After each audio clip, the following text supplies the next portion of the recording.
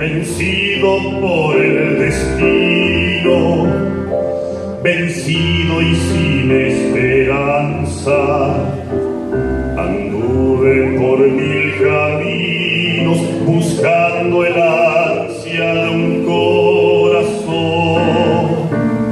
Qué triste fue mi sendero en la noche sin olvido, y fue tu llanto sincero, milagro pleno de amor y fe.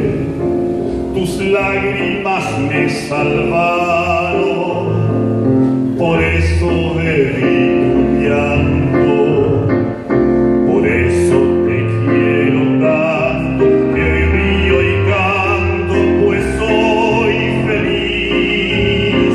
Tus lágrimas me salvaron y en besos se convirtieron, que nuestros labios unieron con gran amor. Sembraste con aquel llanto el más puro y dulce sueño, forjando un amor eterno